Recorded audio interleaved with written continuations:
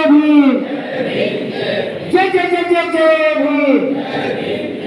अभी हम सबने नारा लगाया, बाबा साहब का मिशन अधूरा हम सब मिलकर करेंगे पूरा। समस्या कहाँ पर खड़ी है? एक बालक था छोटा सा, और यही बात समाप्त, इसी के साथ मैं अपनी बात को भी विराम दूंगा। एक छोटा सा बालक था और उनके बगल में ही हमारे आज जैसे एक शिक्षक साथी कि नई नई नौकरी लगी। जब नई नई नौकरी लगी तो वो बालक थोड़ा सा जिज्ञासु टाइप का था और वो गया कि गुरुजी अब तो आपकी नौकरी लग गई है, बाबा साहब के मिशन को आगे बढ़ाने के लिए हम आपके साथ हैं, आपका मार्गदर्शन मुझे चाहिए, लेकिन हम आपके साथ रहेंगे और बाबा साहब का मिशन आगे बढ़ाने के लिए कदम उठाइए। तो उन शिक्षक महोदय ने बच्चे को बड़े ध्यान से सुना कि बात तो बहुत अच्छी आपने कही है, बाबा साहब के संवैधानिक अधिकारों के बदौलत आज हमें नौकरी भी मिल गई है, और ऐसे में वास्तविकता ये है कि जिम्मेदारी हमारी बनती है कि बाबा साहब के मिशन को आगे बढ़ाने की जिम्मेदारी हमें निभानी चाहिए। जैसे कि बाबा साहब मानवर साहब ने भी इस बात को कहा। लेकिन बेटा एक बात है, थोड़ा सा समझ लो मेरी, कि आप जो है 2 साल थोड़ा रुक जाओ, अभी नई नई नौकरी लगी है, जो कि शिक्षा ग्रहण कर रहे थे, बड़ी महंगी शिक्षा थी, बहुत सारा पैसा खर्च हो गया, बहुत सारे साथियों से, बहुत सारे लोगों से, रिश्तेदारों से मैंने कर्ज लिया था, उधार लिया था, वो अदा हो जाए और तुम विश्वास रखो कि 2 साल के अंदर हम जैसे ही ये कर्ज अदा कर देंगे, रिश्तेदारों का, अपने सहयोगियों का, वैसे ही बाबा साहब का मिशन तन मन धन से आगे बढ़ाने का काम करूंगा। बच्चे ने कहा ठीक है सर, कोई बात नहीं, आपने 28-29 साल जो है पढ़ाई लिखाई में लगा दिया, 2 साल और सही, उसके बाद तो आप मिशन चलाएंगे, हम आपके साथ चलेंगे। बच्चा जिद्दी था, जिज्ञासु था, 2 साल बाद फिर सर के पास पहुंच गया कि सर आप बताइए, अब तो आपने कर्ज अदा कर लिया होगा, रिश्तेदारों का, बाबा साहब का मिशन चलाने के लिए चलते हैं।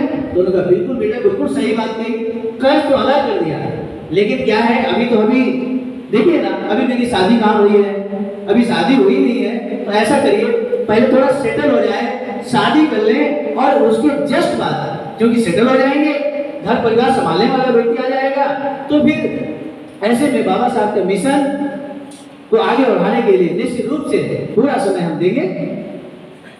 बच्चे ने भी बिल्कुल सही, उसे जब तक उनका शादी नहीं हो गया, हालांकि शादी होने के लिए बहुत सारी कंडीशन होती है, उस पर हम नहीं जाएंगे, शादी नहीं हुआ तब तक बच्चा नहीं गया, जैसे शादी हो गई, साल 6 महीना गुजर गया, लड़का फिर पहुंच गया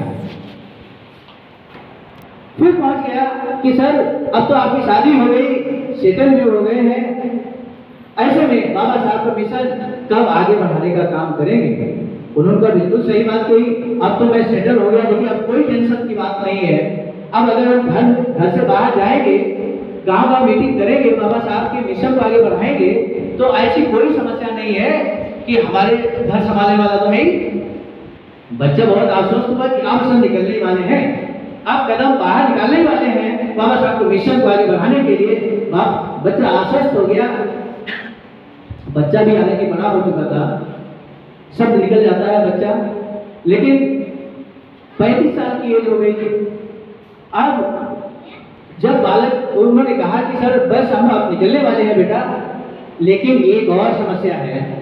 समस्या ये है कि अभी मैंने देखो प्लाट खरीदा है, होम लोन कराया है, पर्सनल लोन लिया है, इसमें थोड़ा सा जा रहा है पैसा, और अभी चूंकि शादी भी हुआ है, उसमें भी खर्च हुआ है, और इस तरह से उन्होंने 40 साल फिर गुजार दिए। 40 साल बाद बच्चा फिर जाता है, फिर वो कुछ ना कुछ बहानेबाजी कर देते हैं कि अब हमारा छोटा बच्चा है, उसका स्कूल में एडमिशन दिलवाना है, बच्चा बड़ा होता है तो एजुकेशन की बात आ जाती है, बच्चा और बड़ा होता है तो उसका नौकरी की बात आ जाती है, पढ़ाई लिखाई की बात आ जाती है, और इसके बाद धीरे धीरे करके वो 58 साल के हो गए, 60 साल के हो गए।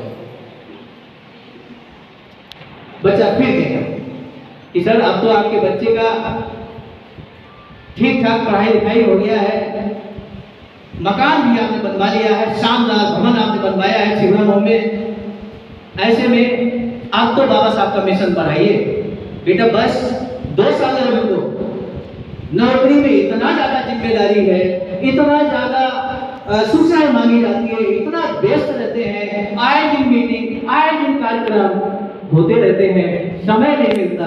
2 साल बाद हम रिटायर हो जाएंगे और 2 साल जैसे ही हम रिटायर होंगे, बाबा साहब का मिशन पूरी तन्मयता के साथ, पूरी क्षमता के साथ बढ़ाने का काम करेंगे। अब तो बच्चों को सबसे ज्यादा विश्वास हो गया कि भाई अब तो 2 साल बाद हम अब रिटायर हो जाएगा, गुरु जी इनके पास कोई काम ही नहीं रहेगा, अब तो मिशन चलाएंगे। रिटायर हो गए बाबा साहब, फिर बच्चा पहुंच गया तो उसने पूछा कि सर आप रिटायर हो गए, अब तो पूरी उम्मीद के साथ कि हम आए हैं, बाबा साहब का मिशन आपको आगे बढ़ाना होगा। उनको बेटा बिल्कुल आप तो देखिए रिटायर हो गए, अब तो टाइम ही टाइम है, चलो कहाँ चल रहा है, कहाँ बाबा साहब के मिशन को लेकर चर्चा करनी है, परिचर्चा करनी है। लेकिन मेरी बात तो सुनो, मेरी बात सुनो, अभी अभी देखो बड़े बेटे का शादी करना बाकी है, क्योंकि उसका शादी बहुत सारे रिश्ते आ रहे हैं, नौकरी भी लग गई है, उसका शादी करते हैं। उसके बाद कुल मिलाकर उन्होंने 65 साल का समय निकाल दिया, बच्चा निराश नहीं हुआ। ध्यान रखें, मिशनरी कभी निराश नहीं होता है, निराश नहीं हुआ और 70 साल की आयु में पहुंचा। लेकिन पहले तो उन्हें जानकारी मिली कि स्वास्थ्य खराब है, 2 साल बाद फिर गया, पता चला कि अब वो शिक्षक महोदय इस दुनिया में नहीं है। मेरे साथियों, ये प्रकरण मैंने क्यों सुनाया? क्या ऐसा हमारे साथ तो नहीं हो रहा है? क्या ऐसी घटनाएं, ऐसे विचार हमारे मन में तो नहीं चल रहे हैं कि अभी अभी नौकरी लगी है, सर जी ताजा कह रहे हैं कि बाबा साहब के मिशन को बढ़ाइए, लेकिन वो हमें समझाना चाहते हैं मंच पे आकर कि सर 2 साल रुक जाइए, कर्ज अदा कर लें, फिर सर जी ताजा आएंगे आपके पास शहरी में, चिवड़ामो में, फिर आप समझाएंगे कि सर 3 साल और रुक जाइए, शादी कर लें, फिर आप समझाएंगे मकान बना लें। मेरे साथियों, ये सबकी सब व्यक्तिगत जिम्मेदारियां हैं और व्यक्तिगत जिम्मेदारियों का परित्याग करके ही बाबा साहब के मिशन को बढ़ाया जा सकता है। इस बात को गांठ बांध लेना। यदि आपके रास्ते में आ रही है व्यक्तिगत जिम्मेदारियां, तो निश्चित मानिए आप मिशनरी नहीं हो सकते। मुझे गर्व है इस बात का कि आज सभी लोग अपनी सारी व्यक्तिगत जिम्मेदारियों को छोड़कर अपना टाइम, टैलेंट और मनी यहाँ पर दे रहे हैं।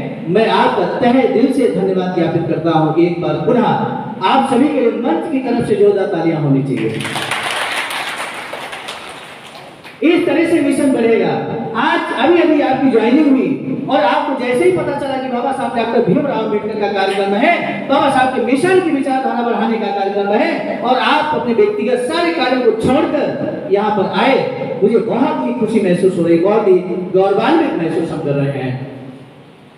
मेरे प्रिय साथियों, बहुत बड़ी एक समस्या ये होती है कि अब आपके दिमाग में बैठ गया कि मिशन तो हमें आज से ही चलाना है, पे बैक तो मुझे आज से ही करना, पे बैक टू सोसाइटी में मुझे आज ही काम करना है। ये चीज आपके दिमाग में आके आज बैठ गई। सर जी तालिया ने बैठा दिया, हमारे वक्ताओं ने बैठा दिया। लेकिन कैसे? यहां से जाने के बाद हम बाबा साहब के मिशन को कैसे बढ़ाएंगे? बिना संगठन के कुछ नहीं हो सकता साथियों।